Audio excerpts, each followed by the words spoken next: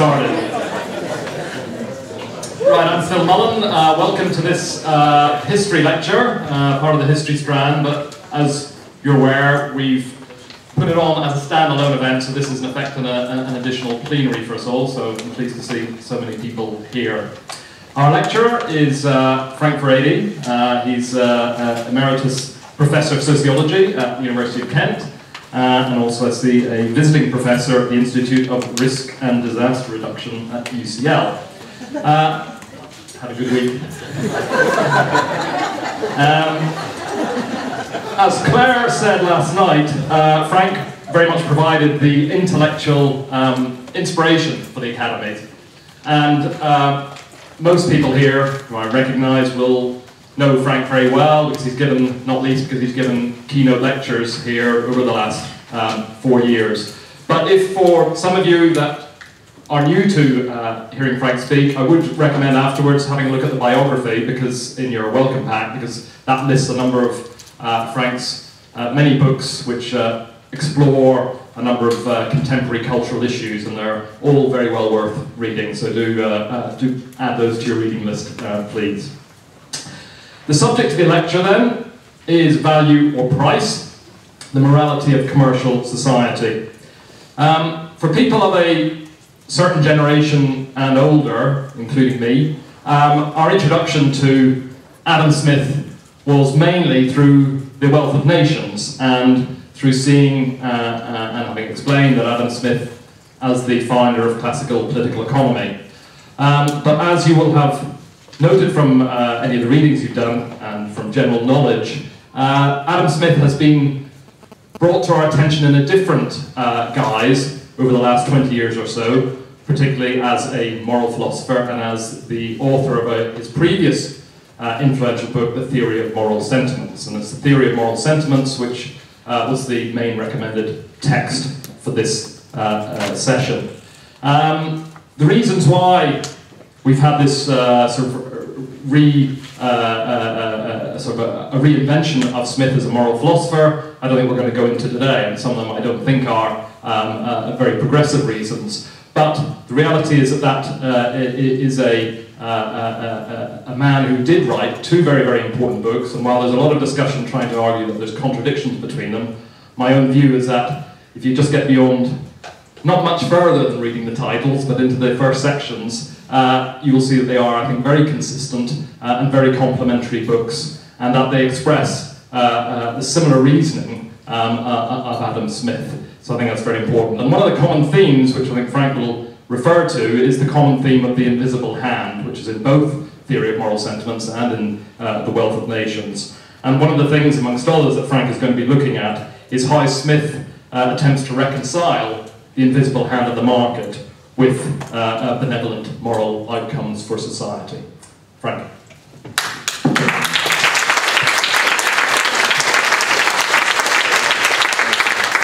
Thanks very much. 18th century is a very important decade, because that's the moment at which intellectuals, philosophers, theologians are becoming aware of the fact that the normative foundation for moral thinking is really kind of called into question.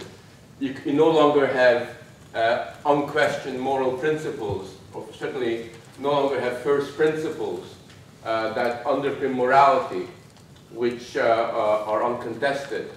And what you also have emerging in the 18th century is not only the old arguments and the old debates where religions are confronted, where you have Protestants versus Catholics, where within Catholicism you have different strands of theological thought. But what you also have emerging is a growing belief in what will be called Enlightenment sort of philosophy. You have a growing appreciation of the role of science and skepticism and of reasoning, of rationality. And I think under those circumstances, what you have is a situation where people are becoming aware of the fact that what used to be seen as moral, or what were seen as moral principles, are gradually becoming detached from religion. And it's really from that point onwards that we have a situation where moral reasoning and moral thinking can no longer just effortlessly call on the Bible or on the scriptures or any sort of theological text, it's got to be able to account for itself within its own terms. You know, morality, if it's going to succeed in the modern world, and the 18th century is really the time when we kind of move from the early modern to the modern world, it's going to have to be able to speak a secular language. It cannot just simply hide behind the sacred text. It's got to find something within the world that it can draw, some kind of moral resources that it can draw on to underpin ideas about good and bad, ideas about the way that the order is constructed. And this is happening also at a time when a new problem emerges, and a new problem that can no longer be ignored in the 18th century with the rise of capitalism, or what Adam Smith calls commercial society, is that there is a situation where the individual emerges as really an important figure on the stage of history. Individualism, individuality, the sense of self are kind of becoming key actors in the drama of history. But also what's happening is that tension between individuals, the tension between individual and society, which has always existed in a muted form previously, acquires an increasingly heightened character. And people who are upholding the idea of the individual, who kind of see in the emergence of the individual an affirmation of themselves, particularly of the new middle class, who see the individual as, and the expansion of the potential of the individual as something that they can readily identify with, begin to put the individual right at the center of their philosophical, moral, social, historical thinking. I think what's interesting about Adam Smith is that if you look back upon Adam Smith from the standpoint of today, he is really very much struggling and experimenting with all of these ideas.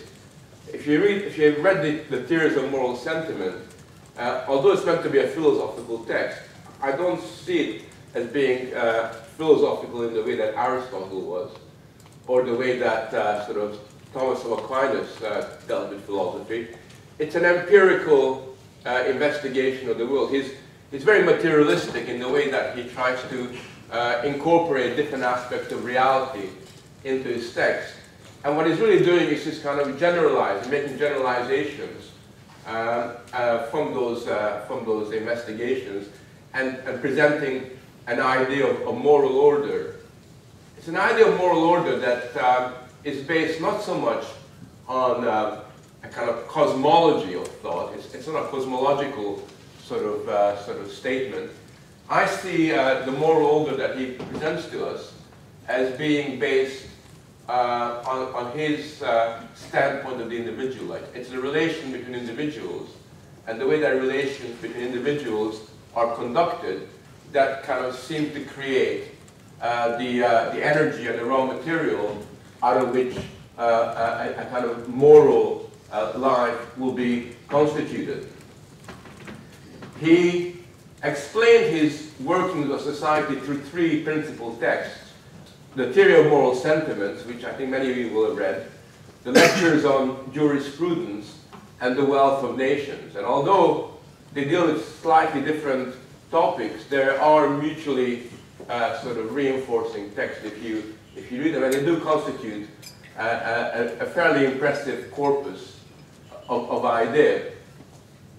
Now, as I indicated earlier on, the focus of his concern is the relationship between the individual and what he calls commercial society, capitalist society.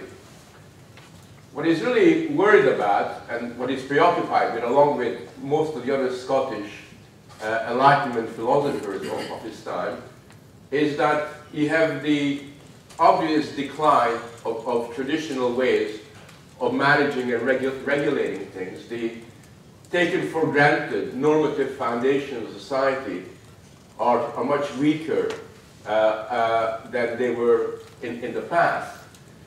And what he's also concerned about, and this is what is being debated and discussed, is the apparent tension between self-interest, individual self-interest, and the moral order. You know, how do you reconcile those two very different things?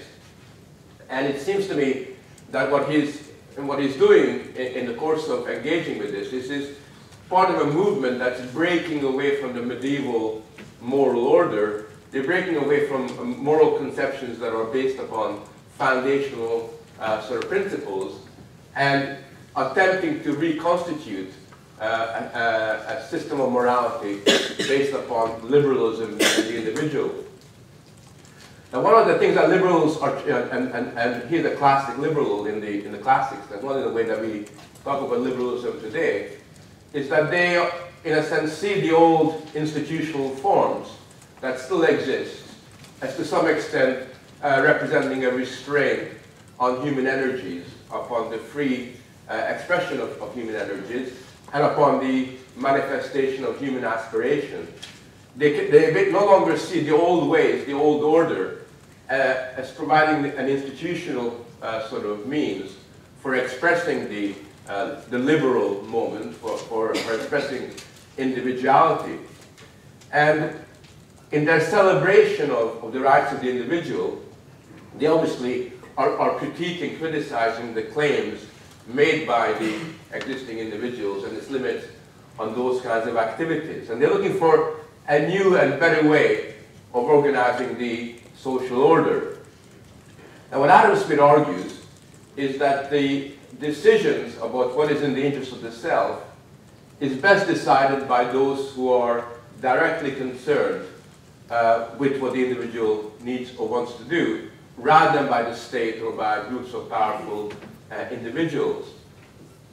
He's not trying to replace the community or a public spirit, but he's trying to reconcile the interests of the individual who are able to know what their interests are with some kind of wider sense of order. And this problematic of individual self-interest is something that he comes back to time and time again. So, for example, in his Wealth of Nations, you have not only a protest against the system of government and state intervention in industry and the thwarting of individuality, but what you also have is an appeal for individual freedom, particularly the capitalist sort of freedom to trade and pursue commerce. And what Smith argues, and this is something that everybody knows about Smith, it's the one thing that you learn about already in school, never mind in universities, is you basically learn from Smith is that it's through the pursuit of self-interest that the benevolent outcomes that you need for a civilized society come about. And he wrote, "It is not from the benevolence of the butcher, the brewer, or the baker that we expect our dinner, but from their regard to their own interests." We never address ourselves, we address ourselves not to their humanity, but to their self-love. I think it's an interesting idea. We don't address ourselves to their humanity, but to their self-love. And never talk to them of our own necessities, but of their advantages.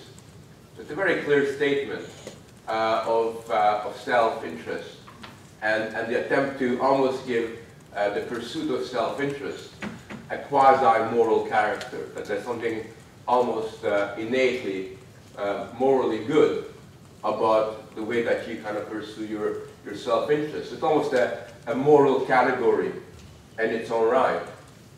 And in his attempt to reconcile the individual with order, Adam Smith attempts to offer an account of the relationship between individual self-interest and the rational natural order that reconciles the conflict between the two. This natural order is not merely an ideal for future realization, but an order which Smith conceived of as actually existing in every society, though not fully realized in his day because of the unwise restriction of government. So that Smith tries to suggest that there is already within society a potential for natural order which is waiting to be crystallized, but which is thwarted or limited by the unwise intervention of governments. And to realize this natural order in its fullness it is necessary not only to remove these restrictions and restore the conditions of free competition, but to somehow promote a valuation of natural liberty. He writes, all systems of preference or of restraints, therefore, being thus completely taken away, the obvious and simple system of natural liberty establishes itself on its own accord. So once you remove all the barriers, then this natural liberty establishes itself of its own sort of character. Now, in calling this order natural, Smith means to say that it is superior to human contrivance. It's an expression of ultimate and rational foundation of things. It's beyond human contrivance. It's above what human conventions can create. And it's something that is always threatened by the intervention of institutions, particularly government institutions. And what really Smith is getting at is that there is already immanent within society a kind of sociability between individuals that creates the basis for order, so that we no longer need any kind of natural law of obligation, but rather instead we got to find ways of allowing our natural sociability to express itself. And this is where we come to his theory of moral sentiments. His theory of moral sentiments is, in one sense, very radical. And the reason why his theory of moral sentiments is very radical, and I think in many respects what's unusual about it, is that he attempts to build his moral system and his theory of moral sentiments on an empirical material foundation. In other words, if you read the text, there is no attempt to find some kind of essential moral principle or religious principle as a basis for that. He doesn't kind of use divine law or any kind of theological or theologically related arguments. And in fact, he doesn't actually theorize about the foundation of morality. The foundational principle of morality are never engaged with. It's very interesting that he sort of has a book on moral sentiments, but not really sort of put forward an explicit normative underpinning for his moral theory. And what he does, in a sense, and it's almost anthropological, is he kind of looks at the interactions between people, which has led to the emergence of what he believes are the moral practices in humanity. And he tries to make a distinction between what he sees as the universal aspects of moral interaction from the specific cultural ones. So it's kind of continually sort of making the point that morality has got both a universal sort of dimension to it, that which is sort of relevant for all human conditions, and those that are particular, that are specific to historical and cultural circumstances. He argues that moral sentiments were formed socially, and the foundations for moral judgments is based upon a sense of propriety. It's an interesting idea, this sense of propriety, because this will be an issue, a theme that will reoccur in the centuries to come. He sees the sense of propriety as a kind of human quality that's oriented towards a well-ordered whole. It's almost like a human disposition towards the gaining of order, where the judgments of propriety, based upon the use of sympathy, lead to a situation where we develop a capacity as individuals to adopt to the standpoint of other people, and through almost like putting ourselves into the shoes of the person that we're talking to, through the use of sympathy, we develop a kind of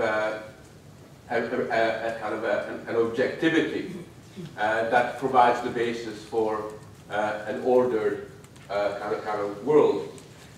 It's a very psychological theory, And it's based upon the idea that the human imagination provides a kind of a resource to which we can exchange ourselves and kind of almost kind of see ourselves through the eyes of others. And in this way, a sympathetic understanding leads to, or is paralleled with, a craving for order as part of our human capacities. So just to kind of go over that again, through sympathy, people attempt to anticipate how others see them, gain a degree of self-consciousness, and adjust their behavior to minimize conflict with others. This is what happens in the course of everyday life. And we internalize what he calls the external spectator that's kind of looked upon us, and respond to this figure with the use of our sympathetic imagination. So the internal spectator within us has this power to stimulate us to adjust our behavior, which then satisfies society's demand for order and conformity. So that order and conformity become the outcome of this kind of interaction. He uses, he makes the point that, of course, sometimes our capacity to put ourselves in the shoes of others, to use our capacity to sympathy and to kind of gain an understanding doesn't work. It kind of breaks down. We don't always are able to use our imagination in this kind of constructive way. And therefore what we tend to do when it's to kind of imagine what an external spectator, how they would assess us if we could have an individual like that. So we kind of project an ideal judgment that would have taken place if there had been no disruptions in the way that we sympathize with each other, through an ideal judge, or what he calls the impartial spectator. This impartial spectator has a degree of normative force because it expresses a moral standpoint already latent in life. So there is, through the imagining of an external spectator, we're able to give almost like a personification of objective moral reality that exists already in potential within life itself. And I suppose this ideal impartial spectator represents a psychological attempt to provide a source of people's moral being. It becomes their conscience. It's almost as if we externalize our conscience onto the impartial spectator, and through that, almost as if the voice of God gains a bit of definition. The moral life of a community acquires a social dimension through our ability to project our imagination to this external sort of personification in this particular kind of a way. So what he offers is an empirically based, non-religious kind of conscience that kind of comes out of that. And he argues that this imagination that we have is not a kind of fantasy, but it's based upon a perception of material reality, and through that perception we give order, meaning, and definition. His affirmation of the imagination expressed a view of morality that sought to recognize the reality of the human condition, but was also oriented towards what it could be. But the question that he had to sort of explain in the 18th century, when he kind of engaged with the psychological exploration of moral reasoning, is what was the basis of these moral sentiments that emerged from sociability of people. And in the 18th century, the debate was that the moral sentiments were either founded on reason, they were either an expression of rationality, or these moral sentiments were based upon more emotional sensibility, a kind of a natural kind of sentiment. And yet people like Samuel Clarke or William Wollaston, who defended the idea that moral sentiment was based on reason, and yet people like Francis Hutcheson, who was Adam Smith's teacher and mentor, and Lord Shaftesbury, who favored a moral sense theory. Now Smith attempted to offer a distinct alternative to the debate between rationality and sentiment. And basically, what he tried to suggest is that sympathy arises from an innate desire to identify with the emotion of others. You know, we already discussed how through sympathy a certain element of sociability is created. And it says that it can lead people to strive to maintain good relations with their fellow human beings and provide the basis for both specific benevolent act and for general social order. So what Smith is suggesting here is that sympathy becomes this medium through which both the natural and the rational are able to coexist with each other and establish a kind of moral sort of order in the world. Now, sympathy on its own is not able to contain the negative aspects of self-interest and self-love. He understands that the pure pursuit of self-interest can have a very destructive and negative consequences, and he recognizes that self-interest at some point needs to be restrained by elements of benevolence, and that antisocial behavior is something that can exist, but he sees it as merely a consequence of ignorance, not something that is inherent within the pursuit of self-interest, and is usually due to the limited experience of individuals, the absence of networks of social contacts, and a lack of education. So what he argues is that if society can provide individuals with moral education and with access to a wider set of social networks and contacts, then many of these imperfections sort of could be overcome. Following the discussion from yesterday, he tries to sort of codify his view of what a moral life is by providing his account of virtues. He takes Aristotle's sort of approach towards virtues, and he kind of drills it down a little bit and offers an account of virtues which is very similar to Aristotle, but much modest and doesn't make the same kind of claims. So for example, he, like Aristotle, sort of focuses on the mean, of not going to extremes in terms of the pursuit of any of these virtues. And what he also tries to do, unlike Aristotle, is he's very particularistic. He makes the point that most of the virtues, or all of the virtues that the human beings live by, are mediated through specific cultural and historical experiences. And as a result of that, what he insists on is that moral rules and moral virtues are founded upon experience, or what in particular instances are moral faculties or natural sense of merit and propriety approve of and disapprove of. And also that sometimes what is virtuous in one circumstance, in one historical cultural situation, may not be virtuous in another. In his final edition of his work, Smith added a new section to the theories of moral sentiment. And this new section dealt with virtue. I think it's interesting that this is something that comes almost as an afterthought.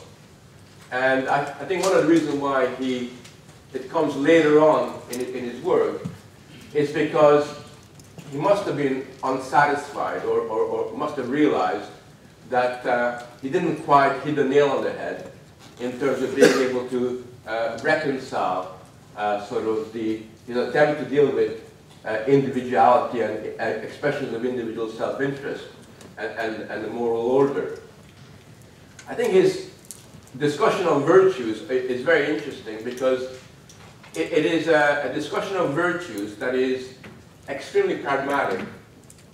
It almost reads like a non-moral account of virtues. I mean, I come from a tradition where you almost always associate virtue theorizing with either theology or some deeply faith or morally directed outlook. Whereas when you read his discussion of virtues, it sounds, flippant is maybe the wrong word, it sounds casual, almost as if I couldn't think of anything else, so here is a few virtues for you to think about. And I make that point because ever since Adam Smith, if you look at virtues discussion in the liberal tradition, it's almost, you get the impression that people sit around, they have a pint of beer, and they say, well, can you think of some really good virtues? You know? And someone says, hey, yes, prudence is always a good one. Prudence, and somebody will come along and say, well, yes, you know, self-restraint. You know, we need a bit of self-restraint. That's a good one. Justice, yes. and you kind of get the impression that there's an element of arbitrariness. There's a very interesting book written by Francis Fukuyama, who's an American neoliberal. I don't know exactly what he would call himself these days. Very, very intelligent, you know, sort of writer. He wrote a book on order and virtue a couple of years ago.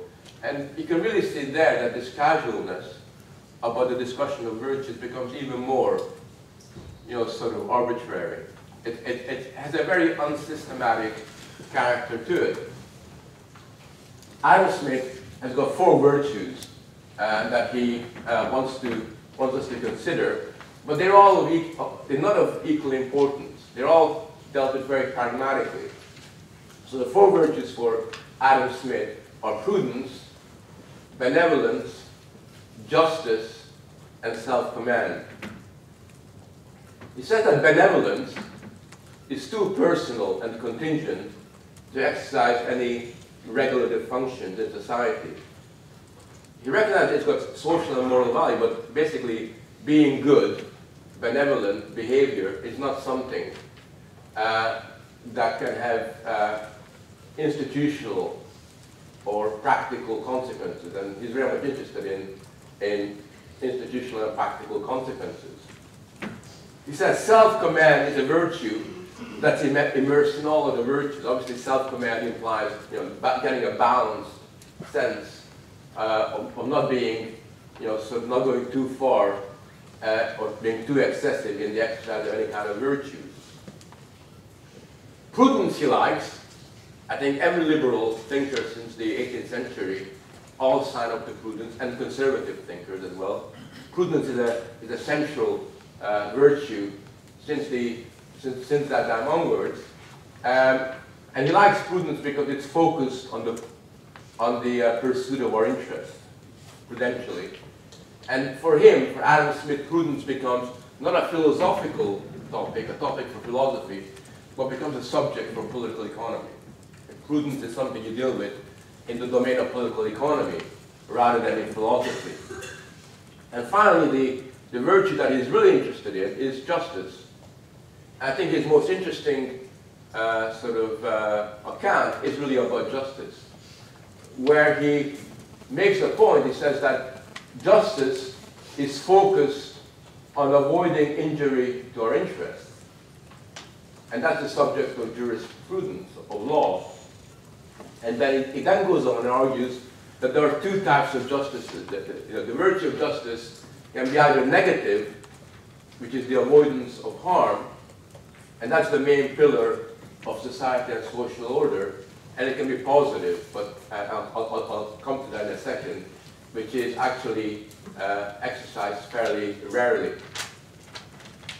So his account of justice is, and the virtue of justice is sociologically, again, historically quite specific, and he wants to tell us that on the basis of historical experience, we need to be wary of burdening the virtue of justice with too much sort of expectations.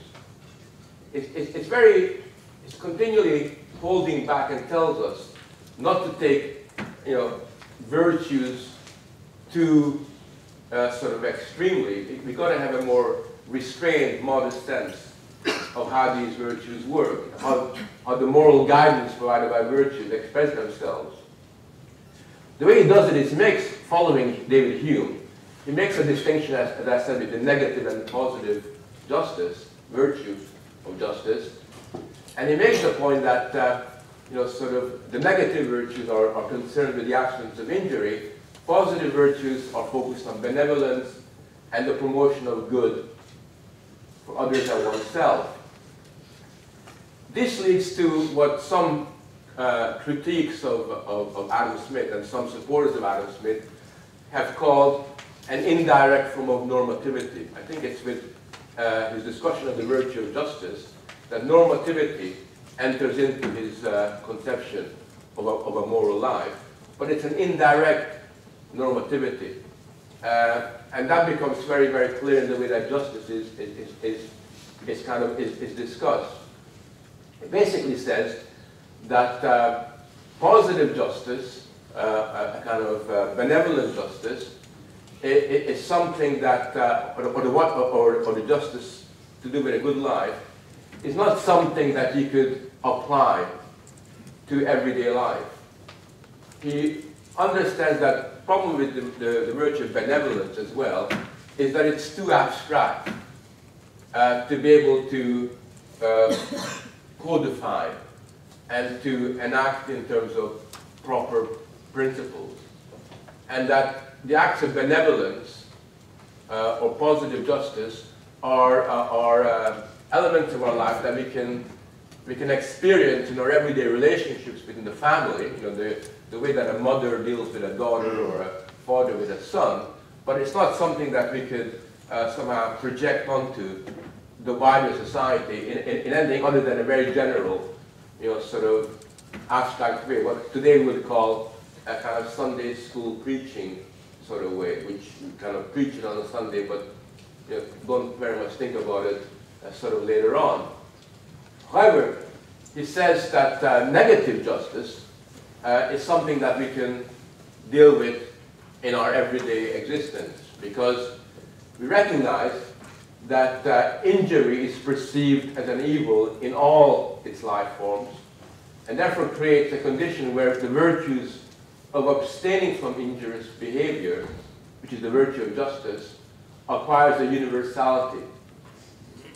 We can recognize harm even to those who we do not know. It's something that is fairly clear and fairly evident. So what he's arguing is that in contrast to the positive virtue of justice, the negative virtue of justice can acquire a juridical form and become the subject for the science of jurisprudence. Although here too he recognizes, and that's his strength, that even with negative justice, it is something that is susceptible to historical and cultural sort of variation. He makes an attempt not to preach too much about it, and he himself self-consciously says that it's totally useless and tiresome to attempt to provide a kind of more sort of elaborate conception of virtue stock. It doesn't have the right kind of consequences to it. Now, my argument is that this discussion of virtues and his attempt to develop a sense of sociability from the way that individuals interact with each other is not sufficient to develop a basis for any kind of persuasive moral theory. I think he's aware of the fact that no matter what he says about the psychological interaction between human beings, between our capacity for sympathy and sympathy's desire to gain order, that is not a sufficient basis for a harmonious way of resolving the tension between the individual and society. It simply doesn't work that way.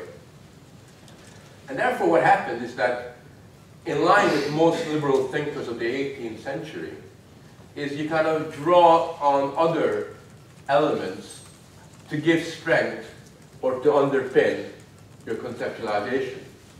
So, for example, in the back, standing in the back of Adam Smith's moral theory is a kind of non-religious God. You know, in many ways, if you look at the invisible hand working its way in society, leading to benevolent outcomes, what you got is a secularized version of divine will.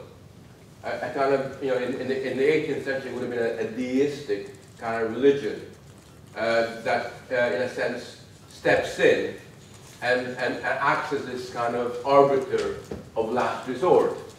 And there's a kind of providentialism within his thought that, in a sense, serves as a fallback to ensure that there is a kind of almost like divine, supernatural underpinning to the theory, although he's very careful not to spell that out too explicitly.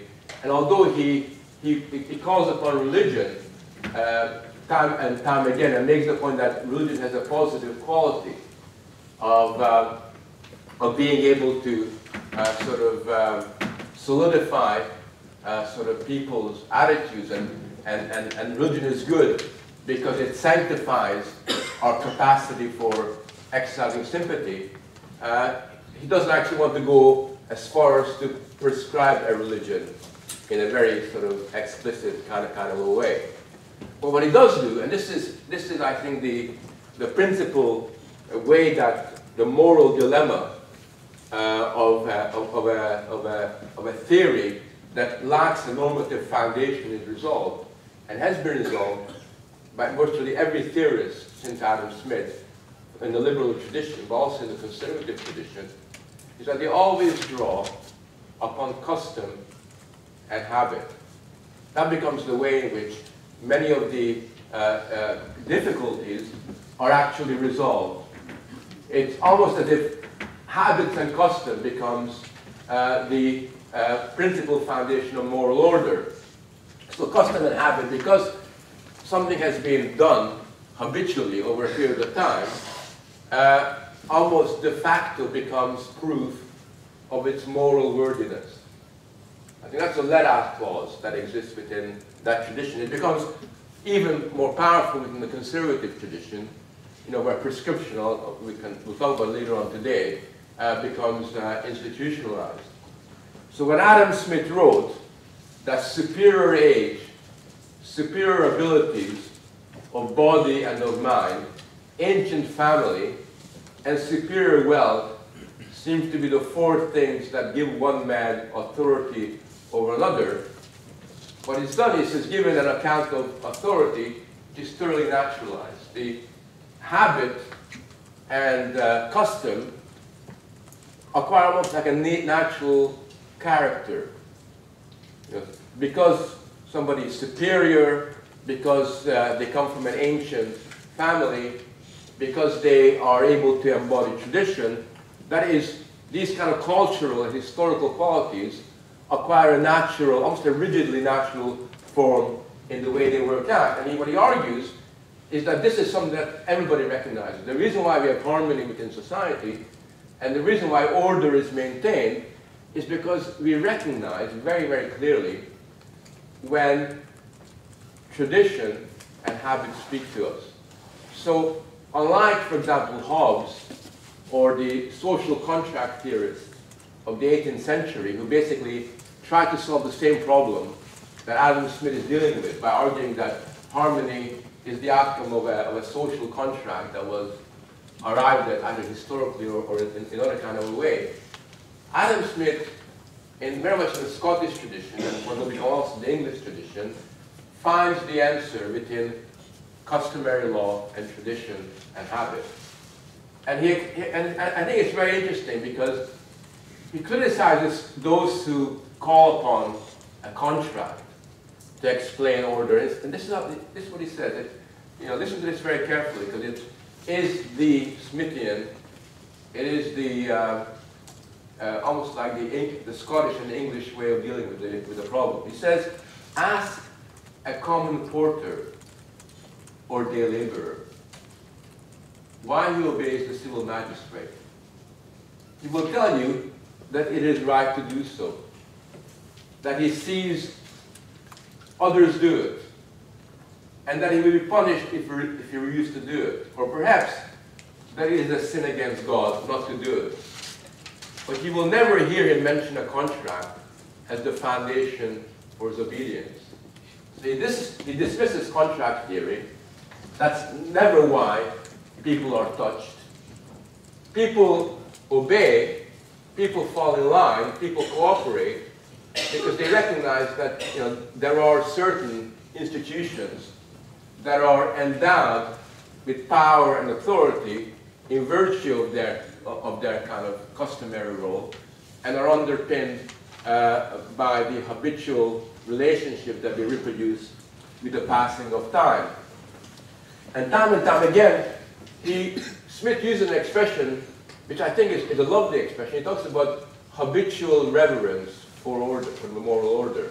Habitual reverence almost assimilates this idea of both of religion and of habit into this secular, taken for granted code. I think that what Smith is doing here, and this is one of the big weaknesses of liberalism, is that in many ways he anticipates an argument that Kant will put forward later on. Right? Kant puts forward a moral argument for believing God, for the belief of God, without ever quite insisting that there is a God. Right? I think that's really the lovely idea, that the strength of this kind of form of liberalism, where you draw upon a kind of secular God, and you draw upon the idea of reverence for order, and you also go on to say that religion is good, because religion gives a sacred quality to law, which if it didn't have a sacred quality would not be taken all that seriously. And you do all that, but without ever putting forward an argument for God. So you absolve yourself of the burden of proving the existence of God, and you absolve yourself of the burden of all these theological arguments that poor old Thomas Aquinas and Augustine had to go through. You basically realize that that's not going to do the business in the 18th and 19th century, but you still want to hold on to the idea of believing. It doesn't matter what you believe in, as long as you believe. I think that's the key thing. It's what I call, in my work, a functional belief in religion, which becomes the typical way in which religion develops in the last 200-300 years, right? Where religion is important because it's got a functional character to that. It's important because you realize that without drawing on habit, tradition, religion, or something akin to that, you're not able to give the idea of sociability or of harmony to the working of the market any kind of moral depth. In other words, your moral theory, based upon a psychological theory of individual sociability, simply lacks the moral depth to reproduce society, and therefore you have to continually draw on these other resources to make it happen. One final point, and I'll end, which is often not talked about by either the advocates and the proponents of Adam Smith or Adam Smith's supporters. How is society, what is the final way in which society is going to resolve its problems when it's in a crisis? When push comes to shove, who's going to make a decision about what society should do? And what happens is that Adam Smith puts forward an argument which is not all that dissimilar to arguments put forward by Jean-Jacques Rousseau, who normally, they wouldn't have very much in common. Comes from a very different, much more radical romantic tradition. And the argument that he puts forward is that when you have sort of a major crisis, who can you rely on to run society? Who's going to be able to personify that moral clarity that one needs to govern society? And what they all come up with, and this is, I think, shows their weakness, is the idea of the legislator. So what you have in the 18th century, this is the century of the Enlightenment. This is the century where democracy first rears its beautiful visage. It's a profoundly anti-democratic sort of outlook on the world. In the case of Rousseau, he argues for the great legislature, which is pretty much anticipates a Stalin-like dictator. I mean, if you read his argument on the great legislature, the guy can do whatever he wants. Only he knows. Only he's got the, he knows what none of us know. Adam Smith is not Jean-Jacques Rousseau. He doesn't, put forward a totalitarian leader. He puts forward a typical Scottish legislator who is very pragmatic, very moderate, knows his place, but he's not like a politician. He's not a party, ideologically driven individual, but he has got the wisdom to enlighten the unenlightened. This is one of the big debates within the Enlightenment, because, okay, we have the Enlightenment, but most of us are not enlightened. Most of us are a little bit too thick and too ordinary to have that kind of capacity to know what's in our best interest, which is quite interesting, given all that's been said about how the pursuit of self-interest ultimately leads to these benevolent results.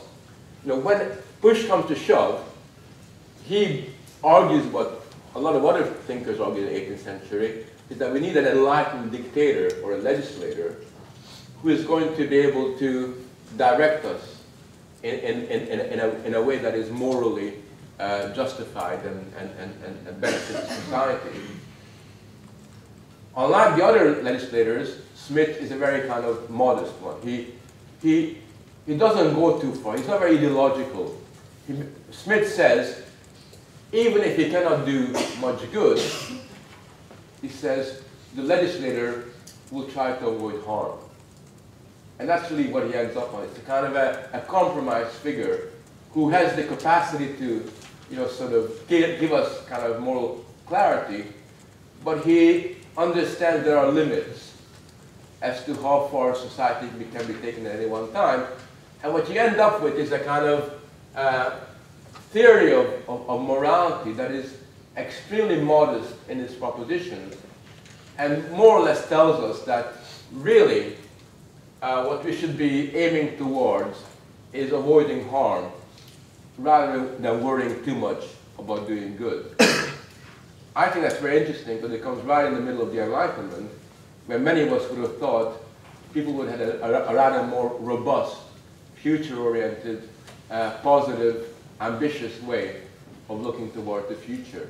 I think with Adam Smith, what you've got is a recognition that that's not really possible, and he ends more or less on a note of sober realism, which is the hallmark of Scottish political economy.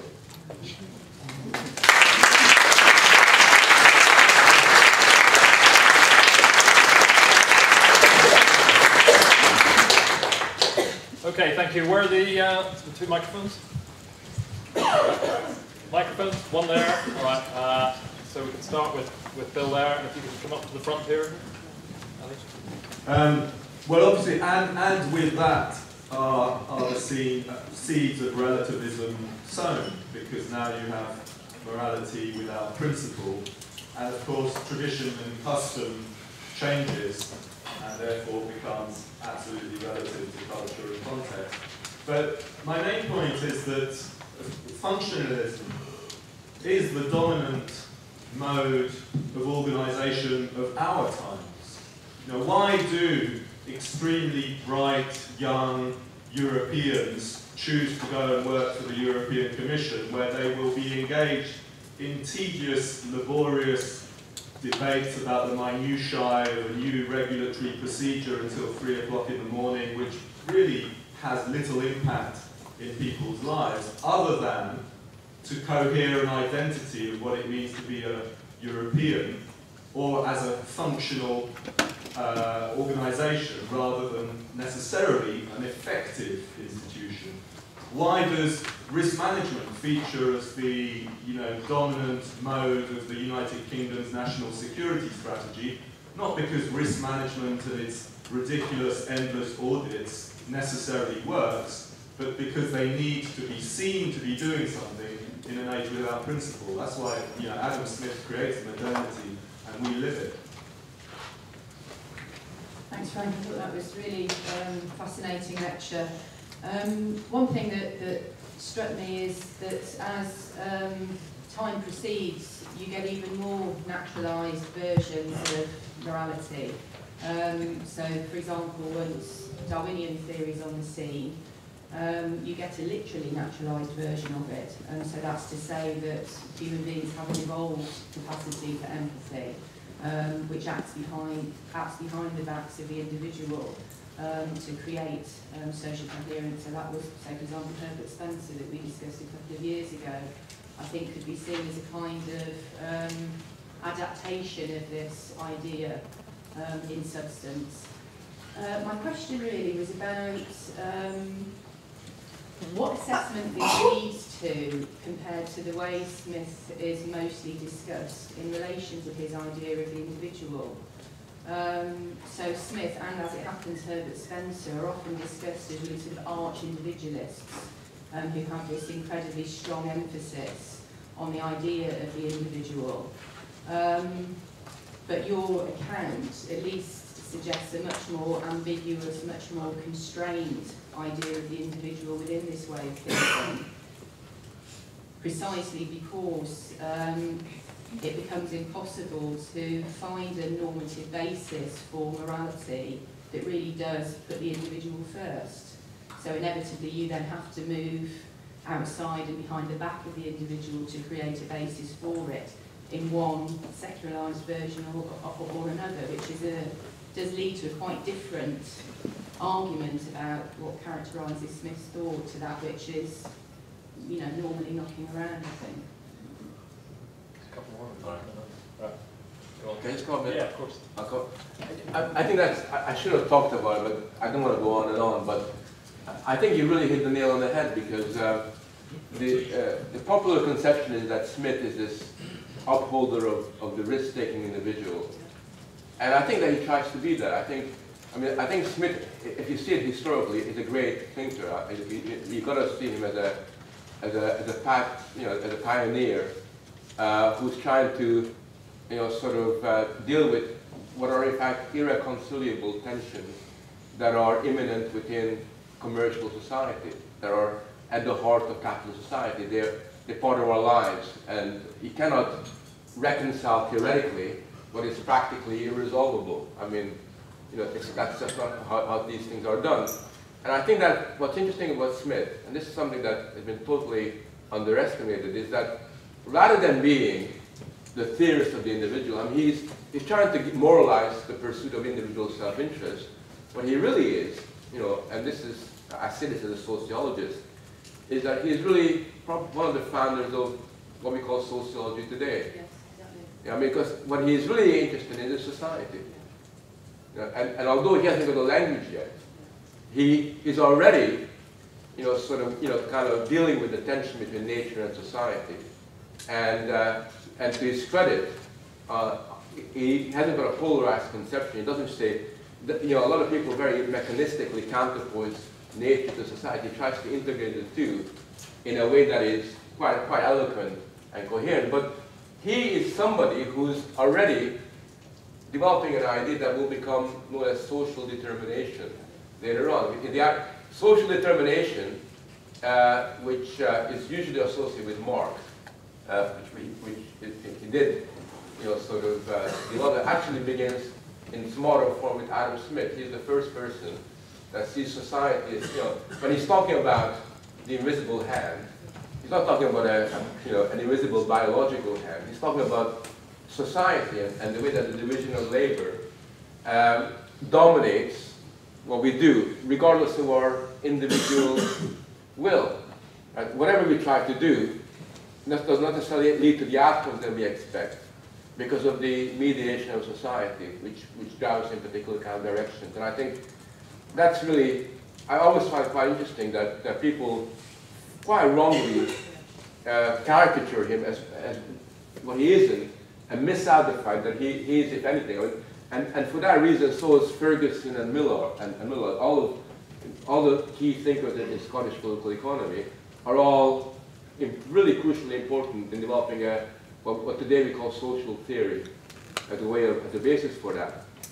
And I think that the important thing is that Smith attempts to deal with it socially, but since his time, the attempt to deal with conventions and habits and custom acquires more and more of a caricatured character. So you talk about Spencer, where the same issue, where almost like morality becomes nature. It's almost like just as you have trees growing in nature, so morality is natural. It's almost like we're born, we're naturally moral, which is a bit of wishful thinking, but that's the way it is. But today, that has continued. So today, it's even more grotesque because we not only have nature, but we now have neuroscience. So the neuroscientists tell us that we're, because this sociability bit of our brain, which if we can enlarge it a little bit, then we will be ever so harmonious. And you have sociobiologists going back and who tell us that already, if you look at the apes, look at them as they're giving each other bananas, sort of how harmonious they are. And already within nature, it's already there. And all these are attempts to find a moral solutions to our social problems, not in the domain of morality, but in the jungle, basically. And I think that's, I think Smith avoids that to some extent because he's still sufficiently historical and socially imaginative to kind of be a bit more restraining what he says. So I think on balance, compared to what goes on, his is a very, very kind of delicate and subtle argument. Thank you.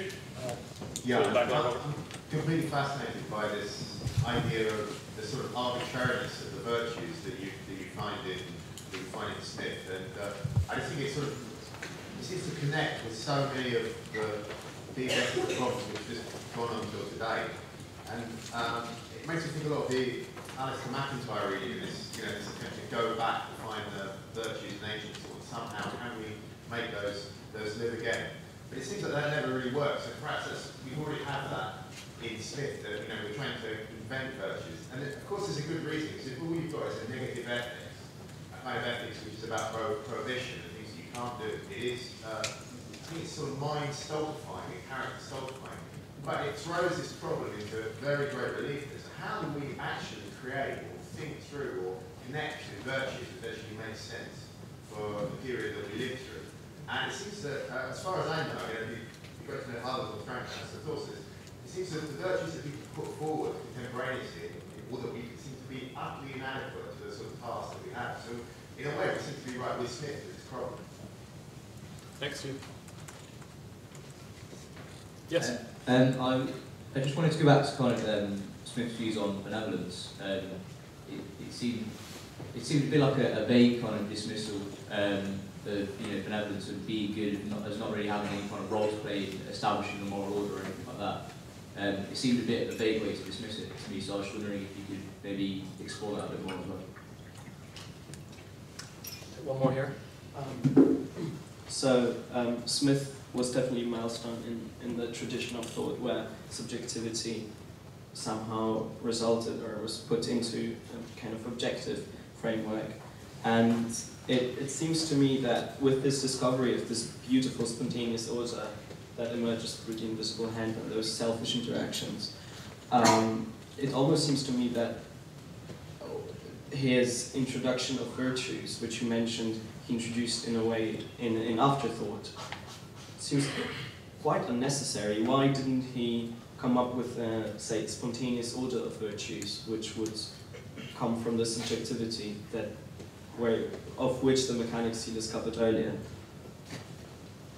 It's on the same theme, or should I get? Yeah, it is. Well, Frank, I was very interested in what you were saying about the softening of virtues, or the slightly indeterminate description of them.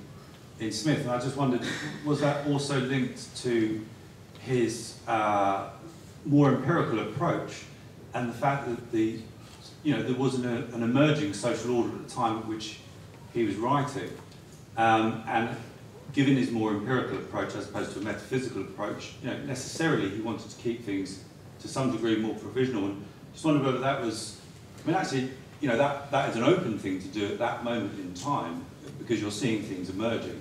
But how we might orient ourselves towards that today, where it does, as Bill suggests, sort of shade into a relativism or an indeterminacy. So just thought the difference between him stating that when he wrote the theory of moral sentiments and how that might be read today. Yeah, I think that, I mean, Bill is right about today, but I think that Smith's relativism is not a problem, because what he's trying to sort of grapple with are the historical and cultural contingencies that imprint themselves on moral behavior, and I think that's a legitimate. That's based on empirical reality, that people's sense of right and wrong, so it has both a universal aspect to it, but also a relative aspect to it, depending upon their cultural developments. And I think, in that sense, his relativism is an attempt to break down the absolutist thought of the previous, medieval era, and there is some, some virtues in that, to kind of coin a phrase.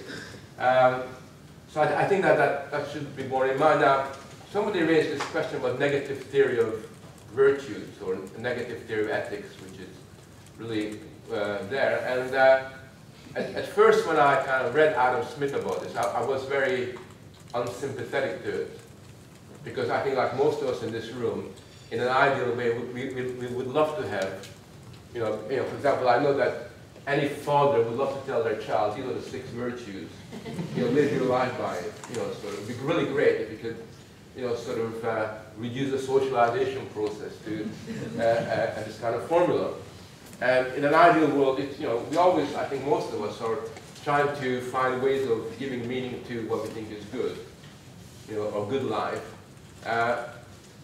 in a way that doesn't sound shallow, or isn't just simply an act of self-deception. And I think that Adam Smith, sort of, even though I made fun of his moderation, did understand something that is certainly becoming increasingly clear to me the more I study history. And what he really recognized is that it's much, sort of that the self-conscious attempt to do good in its own term can often have consequences which are very unexpected and may end up in doing far more harm than if you simply try not to do bad. Right? And I think you can see that all the time. For example, if you look at the way in which the current discussion on child abuse and pedophilia is going, child abuse and pedophilia is a kind of a harm that we can clearly recognize, but quite often the very attempt to fight this evil, sort of by doing good, ends up creating a lot of problems. And that's been historically quite often the case, that whenever we launch moral crusades of various sorts, they often end up with consequences that are not what was intended. Which is not an argument, I'm not arguing that we shouldn't try to develop a kind of an outlook that has got the capacity to sort of give a morally deep sense of what is right and what is good. But I think there is a kind of, there's a recognition on his part that in the real world, when it comes to policy-making institutions operating, that the attempt to provide, for example, positive freedoms, to help the world, you quite often make the world far worse than if you merely sort of provided negative ones, negative freedoms. So I think that there's in that sense, there's a recognition that is, I wouldn't dismiss entirely, although I'm not myself entirely happy with just leaving it at that, because I do think that society needs at the end of the day, you know, sort of ways in which benevolent acts of what used to be called benevolence can be manifested. But I don't think that in the 21st century or in the future, virtues or virtue-related theory will ever make a comeback. You know, I mean, the only form that it can have a comeback is through some jihadist equivalent. That's the only way in which it can ever kind of manifest itself, and I don't think that's a very persuasive way in which we move into the future. Okay, we've only obviously got 15 minutes. I've got 3 at the front here. Jane, you still want? No. To the front here, so if you want to speak, and then put up your hands, everyone who wants to speak. I'll see how many I can take. I wonder whether there's a kind of very real fear that actually Adam Smith does a great disservice to humanistic morality.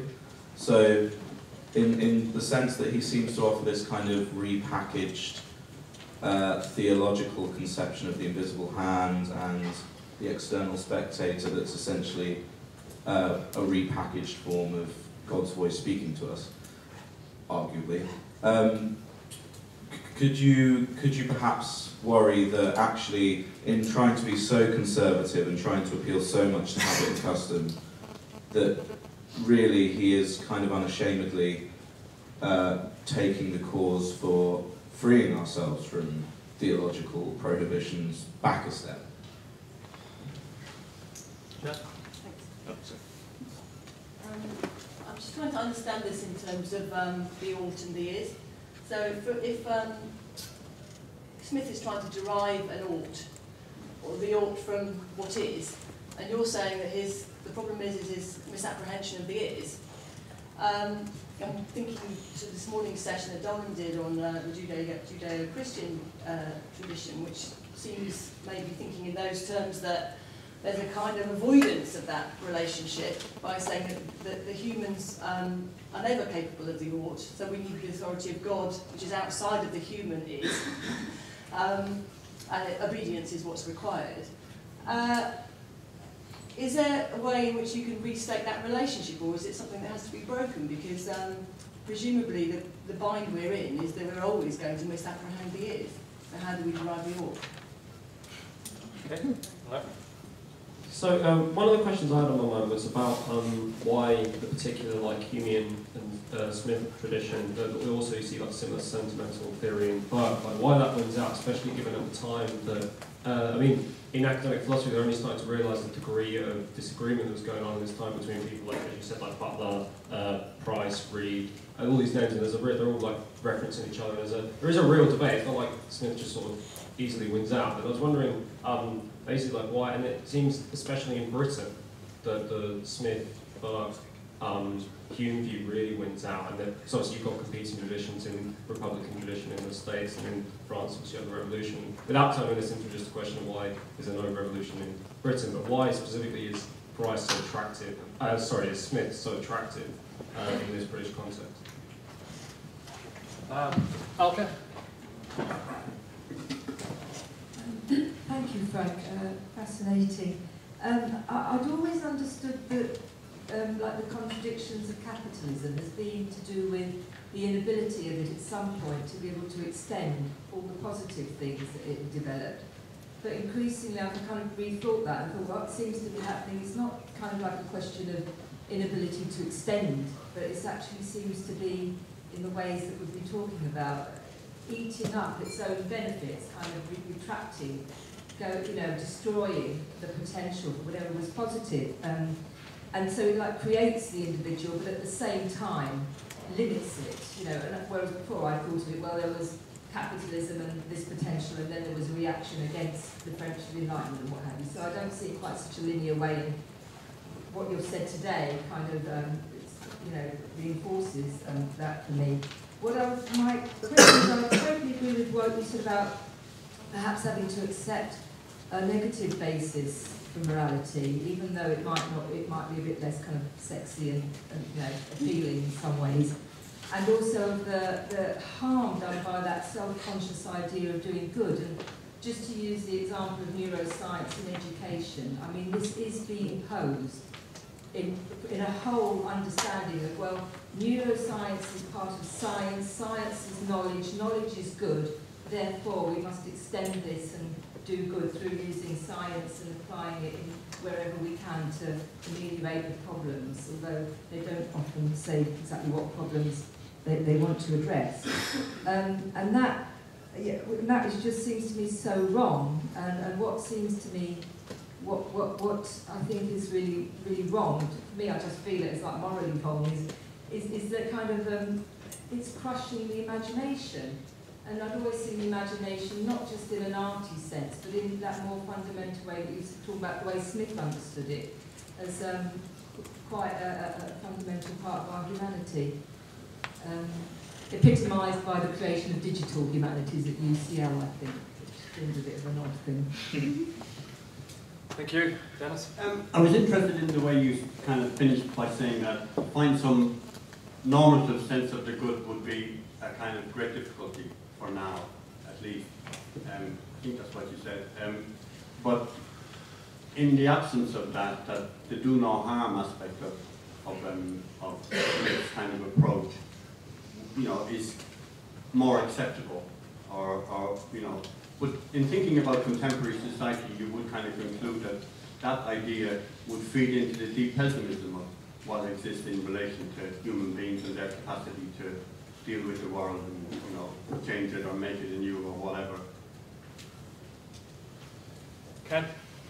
I was struck with your emphasis on Smith and the positive aspects to the hidden hand of the market.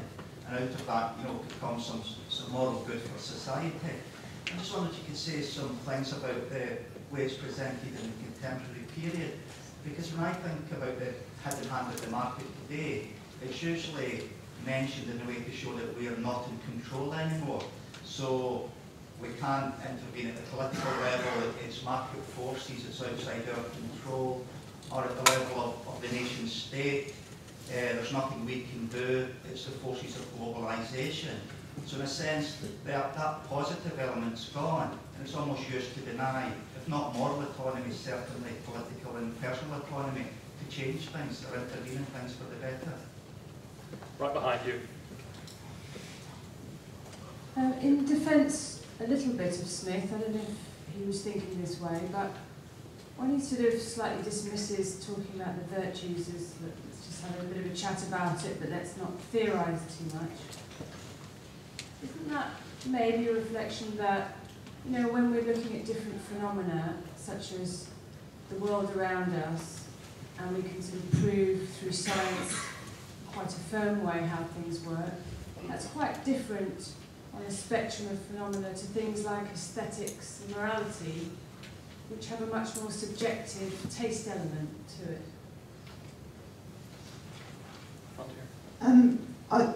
Kind of going on from what Alka was saying really about capitalism creating space and then limited it. I mean, my understanding of what you said is really his main aim was to create space for an individual to act, and because of that, therefore, his morality was you can act, but you're also faced with the constraints of society, and therefore the only morality that we need in order to pursue self-interest is a morality of do no harm, because as soon as you impose a positive morality, then you're curbing action.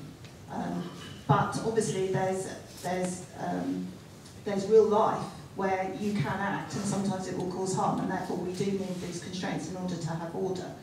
And this was something that in law it seemed to be much more positive than legal systems that we have in Europe, where you have less codified law and more area for equity, which kind of comes back to what we talked about with Aristotle earlier on yesterday, about there being an area, and this kind of feeds into your point about legislator, an area where there are going to be the areas that are contested, and somebody needs to lay down an equitable solution for avoiding harm.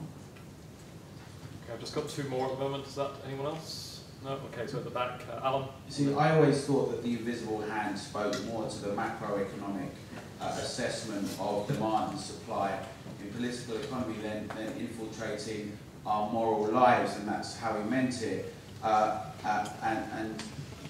I think that it's interesting how later generations have politically used Adam Smith, and that's why it was presented that he argued for strong individuals and freedom in that respect, rather than actually it being a diminished sense of individuality in terms of they can only be free to consume, they can make conscious decisions to consume and in the market and engage in that way, but not in the context of anything beyond that in terms of making bigger, broader moral decisions about how we ought to live. In that arena they need to be guided. And I guess it speaks to, jumping from then to now, in terms of why the individual, once again, it's become such a discussion about what it means to be radical or not. What was almost very recently seen as being very conservative, the discussion of the individual, now that notion of how we can act in the world as an individual, make decisions and be rational, is really quite radical. Okay, and finally, floor. I was wondering what you would say to the claim that Smith was making maybe the opposite mistake to Hobbes, because while Hobbes was maybe too pessimistic about human interaction and with this concept of homo homini lupus, and maybe too utopian about the intervention of the Leviathan, you could say that maybe Smith was too negative about government intervention and maybe too utopian about the human unregulated interaction.